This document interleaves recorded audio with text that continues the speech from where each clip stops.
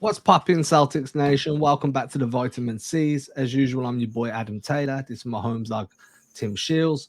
We're going to be bringing you some information on who we think could be buyers as we approach the deadline.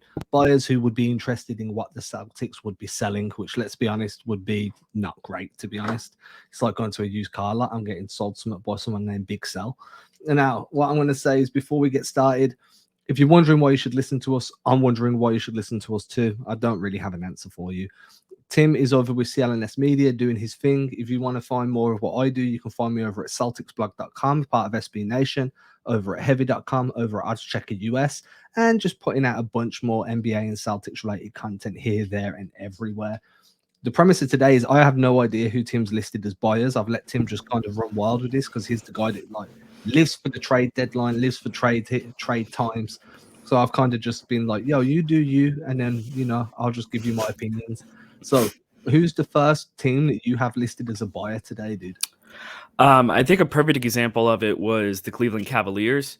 I think with the injury to Ricky Rubio, who is having a career season, I think right now, they need another point guard, especially even if you just factor out Ricky Rubio. They do not have Colin Sexton. I believe he had a meniscus tear. He's out for the season as well. So you're looking at a situation where you in the Cleveland are looking at currently fifth seed, which a lot of people were surprised about, myself included, sitting with a record of 20-14. They're currently 4 games back of first place and a game and a half back of 4 seed. So they're right in the mix there. And I think in terms of trying to make up that difference or to just keep where they're at, keep level, they need to get another point guard into that situation, especially with Rubio no longer available. Unfortunately, he tore his ACL and you're not going to get him back, which is awful. But now it's a matter of how do you respond? And I think that means they're going to be active on the trade market. Yeah, I mean, they're also struggling without Colin Sexton as well, so that's another loss. So now they're down 2 guards. Anybody that follows me follow me during the offseason will know how I feel about Ricky Rubio. If you didn't follow me in the offseason, well, now you're getting familiar. And if you're not familiar, get familiar. Seriously, though, I like Ricky Rubio. I think what he would have brought to Boston during the offseason would have been fantastic in terms of not really a high usage scorer, but would facilitate the offense for you perfectly. Very good clogging passing lanes on defense, a good rotational piece. He's taller than what some people expect him to be as well. It's a big loss for the Cavaliers, man. He was having a career year there. The Cavs have been doing above expectations. I know that comes down to their defense with Jarrett Allen and Evan Mobley, but I could see a world where they want to hit the playoffs this year, if not for anything other than to give Mobley opportunities to develop in playoff level basketball as well. You know that the style of basketball changes, the intensity changes. And if you're trying to expedite the development of somebody like Mobley, who is, let's be fair, he's like a generational big man, you want to push that development as far as possible. You might be willing to bite on somebody like Dennis Schroder, who I'm assuming you're thinking of right now, just as someone that can push you into the playoffs. And even if it's a first round exit, Mobley has a first round's worth of playoff basketball under his belt. And Darius Garland, who's having a breakout year in his 3rd season, also gets that experience too. What do you expect the Cavaliers to be willing to give up? And I'm assuming you're saying Schroder in this instance. You can correct me if I'm wrong. But what would you expect them to give up if it is Schroder or whoever else they're going after? So it depends what the Celtics are really looking for too. Are you looking to take on contracts? Are you looking to try and absorb a contract into the trade exception to flip down the line later? Or are you just looking for draft capital? If it's simply draft capital and you want a first rounder, if you don't think that Dennis Schroder's value is enough, and yes, Schroder is the first guy that comes to mind. Another guy that they could potentially look at would probably be Josh Richardson, because I think he's a solid fit.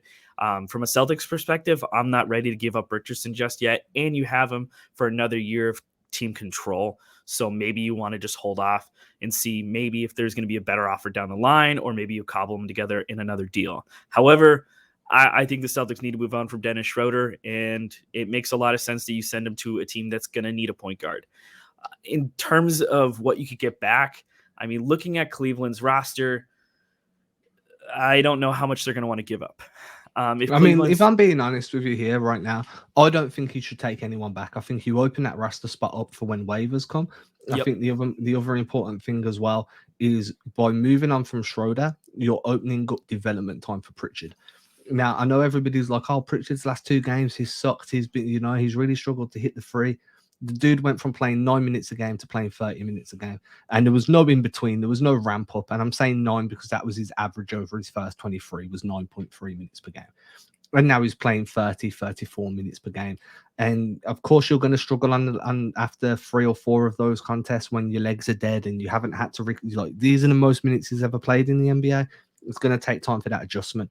But moving on from Schroder would be smart. Now, if everybody's on board with the Celtics need to make a trade, whether that be Jaylen Brown, Marcus Smart, whoever it may be down the line, then especially if you want to go big game hunting, if you want to go out there for the white whales, the Moby Dicks of the world, you need draft capital. And I keep saying this to everybody. They're like, "Oh, Celtics own all of their own picks." Yeah, they do. But when you're trying to trade for a third star, guess what? The common consensus is that those picks aren't going to be worth much. They're going to be late first rounders, 28th, 29th per year. So what you want to do now is start filling that war chest up of draft picks that aren't tied to your team's success. So if you could get back a first rounder or a first and a second, even if it's 2 seconds, you can try and flip 2 seconds into a first down the line when you need to. You do that. So for me, flipping Schroder for some draft capital helps now because it gives Pritchard that time, that development time, but it also puts a pick that isn't tied to your team's success into the war chest, ready for you to go and make some trade discussions later down the line. That to me is a perfect scenario, and it helps with what Boston are kind of building towards anyway. Yeah, and I think you hit the point right on the head when it comes down to having picks that aren't your own. There's nothing better than trading first rounders that don't belong to you. And this is another example of Boston capitalizing on a situation with Schroeder. Like, you brought a guy in on a 1-year contract. His value is pretty decent right now. You're kind of at this tipping point with him where it's like, okay, if we keep playing him and we keep playing poorly when he's on the floor, his stock is going to plummet. Like right now, keeping him where he's at and just trying to move him as soon as he's able to be moved is probably the smartest move. Like you need to make moves now is what I'm saying. I don't think waiting till the deadline is a good decision, especially on a guy who's going to be hitting free agency. Yeah, I'm completely down with that. I think that again, for me, it's just about putting yourself in position to make a move in the future that makes this team better. And while Schroeder, people will argue that Schroeder makes this team better, he's never going to be here past this season. So you might as well get something back for him. There's no chance he's going to help you go on a deep playoff run because the team don't seem to be able to hit the ocean with a 3-point shot at the moment. So let's be fair. Goodbye, Dennis Schroeder. Thank you for the draft pick. Who's next up on your list, man? I would say another team that interests me on the list in terms of trying to make a playoff push, I'm going with the Los Angeles Clippers. Okay. And so the Clippers interest me in a little bit of ways where they don't have Kawhi Leonard. He's rumored to not be expected to be coming back this year. Paul George is going to be out for a few more weeks following, I believe, a wrist injury. So right now, they're hovering at, let's see. We have the Clippers after beating the Celtics. If you're watching this, they're hovering right around 500 as well. They're a 6 seed. They're 8-17 in the West. And in terms of their roster, you're talking about a lot of older guys. I think one move that I would do, and this is, if you're looking at it from a Celtics perspective, you're looking at it past this season. You're looking at trying to get a movable contract that you have down the line, as well as some potential salary cap relief. This one might make some people angry. And if it does, so be it. But my idea, and there's definitely other pieces that could be involved, but Al Horford and Dennis Schroder to the Los Angeles Clippers for Eric Bledsoe and Serge Ibaka. I want to know the contract on Eric Bledsoe. So Bledsoe's contract right now for 2021-22, he's getting paid 18.1 million, about 18.1 million. How many years is left though? He's got one more year left, and that last season for 2022-23 is partially guaranteed. Now, that's the big factor. And people talk about Al Horford's contract being partially guaranteed and saying, oh, you basically have to eat whatever 11, 12, 13 million of that money is actually guaranteed. Bledsoe's contract's better. It's smaller. You're looking at a cap hit of about 19.4 million, just under, and his partial guarantee is only 3.9 million. Oh, so if you waive him, you only eat that 3.9 mil. Bingo. And I think there's other teams around the league that might be willing to absorb him during the offseason to be able to waive him and open up that cap space, and they'd eat that 1 year of dead money, depending if they're trying to chase like a rebuild themselves. You could waive and stretch that maybe too. I don't love the idea of losing Al Horford. I really don't. I think that he's a good presence on the team. His shooting's definitely regressed, but I still think that he's a savvy vet. But Ibaka's just a different level of competitor. He's more fierce. I think the difference between Horford and Ibaka is Horford leads by example, where Ibaka is the type to really chew you out for missing a rotation or taking a dumb boneheaded shot. I think Ibaka is the type of player that Boston needs right now. There's no one vocal there's no enforcer on this team right now, right? Like Ibaka's physical, he's big, he's strong, he's going to make sure that he's got all these guys back. Granted, he's missed some time this year too. I think he'll miss, you can't guarantee to have him for entire stretches. But again, are you really envisioning a long playoff run with this team? Even if you make that trade, I don't think Bledsoe and Ibaka make much of a difference to the team long term. All it does, I'm assuming, is Ibaka expiring. Yes, Serge Ibaka. Let me just go ahead and just double check it, but it looks like he's in the last year of his contract, which is about 9.7 So what that does is that starts freeing up more of that financial flexibility that Brad Stevens has been talking about heading into the off season. So I'm not huge on that deal. I'd sooner move Schroder for a pick than I would for another player that I've got to try and figure out what to do with at the end of the season. Again, I've explained my reasons why. But yeah, man, I mean, look, it's that sort of thing, right? Like, you're still bringing back Ibaka, who I think really helps alter the culture and the Celtics locker room at the moment. And Eric Bledsoe, I'm not a huge fan, but he's better than Dennis Schroder, in my opinion. Yeah. So, yeah, I'm all right with that deal. Again, that's still, I put that number 2 on my list of what I'd do so far. We've only had 2, though, so it'll probably fall further down. Who you got number 3? So my last one is less so a deal for a team that's trying to make the bubble or make bubble. You know what I mean? Break into the playoffs. And more so, this is about a team who's trying to build. We've obviously heard the talks about the Indiana Pacers. They very much are going to fall into our sellers conversation down the line, but they're also a team that could be looking to buy into youth. So when you're a team that's tanking, when you're a team that is expecting to bottom out, you're looking at playing any and all youth talent that you can throw out there. So in terms of the Pacers, I'm wondering if they have any interest in Romeo Langford specifically, and potentially Aaron Nesmith. Romeo Langford makes a lot of sense with his Indiana ties. And if we're being completely honest with a lot of the Celtics youth, I don't think that they're bad players. I do think that the Celtics continually have this issue where they're not playing young guys enough to develop them. And the minutes that they do throw them out there for, because they're not in rhythm, because they're not getting consistent time, like they get thrown to the wolves, they have a bad game. Not only does their stock and their confidence plummet, but you're depreciating assets in terms of trade capital. So it's burning them on both sides. So it's a matter of, does this do the player a solid? Does this also help the Celtics out? And maybe there's some way to figure something out with Indy getting involved in a bigger deal down the line. Yeah, so I've got Indy listed more of a seller than a buyer.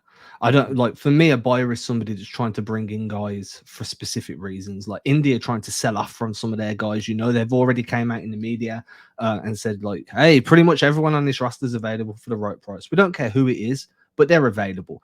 To me, that's just telling everyone, yo, we're sellers. So I wouldn't list them as a buyer. Now, I find it interesting because are they a piece or 2 away? Could they see value in doing a deal for Josh Richardson plus Schroder to try and boost them now and maybe keep their guys? Because they have been a little bit more successful since telling everybody that they're not going to play, like they're available. As soon as they said that everybody's tradable, everybody started putting their socks up, whether that was to increase their trade value to try and move to a team they actually want to go to, or because they're like, yo, we're happy in Indiana, I don't want to have to get moved and move my family. That's a different story. Romeo Langford's somebody that if you make a deal with Indiana, I can see being involved. I've got I love Romeo, but I think at the moment, Udoka's really castrating him offensively. He's asking him to play in areas of the floor that don't benefit Romeo Langford's skill set. And I've got that issue with Udoka across multiple players. It's not just Romeo. I just think Udoka's clueless, if I'm being quite honest. But at the same time, I don't see a world where Indiana all of a sudden become buyers when just 3 or 4 weeks ago they were telling the world they were sellers. That would be my only kind of like, I wouldn't understand the logic of the full 180 where 1 minute you're completely out on your team and now you're so far in that you want to start adding like, pieces around the margins to just try and get you over that line. Yeah, and I think they wouldn't necessarily be a player for anyone like Schroeder or Richardson. And they do have the talent in place, which is kind of the discouraging situation with Indy. Like when they actually announced that they were moving on from some of their guys, like they have Sabonis there, they have Turner, they have LeVert, like they also have Brogdon. Like Brogdon's also a really solid piece, and he just signed an extension. He's not actually going to be able to be traded this season Yeah, because he's he signed that untradeable extension. because at the start of the season, that's why he's not tradable because he signed it after the season had begun. Yeah. And so like it's weird to me that they were like, all right, we're putting out like the for sale sign when you have all of this talent in place. So it's strange But to me do right you now that feel like they're in the same position as Boston, where they've got these two guys in Turner and Sabonis that are both good individually, but don't really complement each other very well? Because that's becoming the common consensus among Celtics fans, right? Like Jaylen Brown is a good player, Jason Tatum is an exceptional player. Play them, but put them together, and it's not really working. And I feel like that's what they've like Indiana's got with Turner and Sabonis.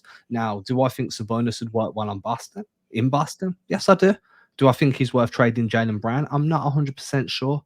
But, I'd consider it because Sabonis and Tatum work better than Tatum and Brown in a vacuum, like looking at it on paper. Obviously, on paper doesn't mean it's going to happen on the floor. But I see what you're saying. You got Brogdon, you got LeVert, you got TJ Warren's there, you've got Sabonis, you've got Turner, Rick Carlisle's the coach now. But I just feel like they're in a similar position to Boston where you need to move one of your bigger names in order to start the ball turning on rebuilding around what you have in the cupboard. That's why I feel more like they're sellers than what they are buyers, simply because I just feel like I see Boston as sellers more than buyers right now. oh yeah, absolutely. And that's just kind of where I'm at. So, I mean, I'd still prefer to do a deal with Indiana rather than bring back Eric Bledsoe. Fair. I mean, I'd probably prefer to do a deal with the Devil than bring back Eric Bledsoe. It's just that's where I'm at. You know what I'm saying? But no, I get you. I mean, the other team that we could postulate as being a buyer would be Philadelphia. I mean, we need to put them in there. That was another team that I actually was thinking about. I just wonder if Schroeder makes sense. And I mean, obviously, Nah, Schroeder not makes sense. Jaylen Brown makes sense. and that's like the one subject where I'm like, because we already know that like supposedly like Ben Simmons was a potential target. And obviously, in like from the perspective of the 76ers, you want to go for one of the Jays if you're trading Ben Simmons, even though Ben Simmons' stock is as low as he could possibly go right now. And obviously, the Celtics came out, automatically said that they were adamantly not moving Jaylen Brown. Yeah, but that was before Jaylen Brown realized, like everyone started realizing, like in my head, I've gone from thinking Jaylen Brown is a clear-cut number 2 to Jaylen Brown is a number 3. He's a number 3, and I don't know if he acknowledges the fact that he's a number 3. And more importantly, if he's a number 3, you need to bring in a number 2, and you don't have the draft capital or the trade assets to realistically bring in a second star. And then you've got to hope that Jaylen Brown acclimates to being that third guy. We've seen we saw Kemba struggle to become the third string guy. We saw Hayward struggle to become the third string guy. Brown's been there as the second string guy over some of these big names. Now you're going to push him back behind a guy that isn't as good as what Hayward was, isn't as good as what Kemba probably was. So in my head, I'm like, rather than deal with all of that like bullshit, it's time to move on from Jaylen Brown, and I've kind of accepted that. That's where I'm at the moment. That's how I feel. I still think that's not a knock on Jaylen Brown. He's a great player. I just don't think he fits in Boston. And if you can bring back a Ben Simmons plus Steph Curry type of deal, where you get the perimeter defense of Ben Simmons, the playmaking of Ben Simmons, and the shooting of Steph Curry, and you lose Jaylen Brown, well, I feel like in terms of fit and roster construction, that benefits Boston the most. Do they want Dennis Schroder? No. Why? Because Dennis Schroder's ass. That's why. It's that simple. But no, that's the only other deal I like. But if I'm going to rank these, I think I like the Cleveland one the most. I think I like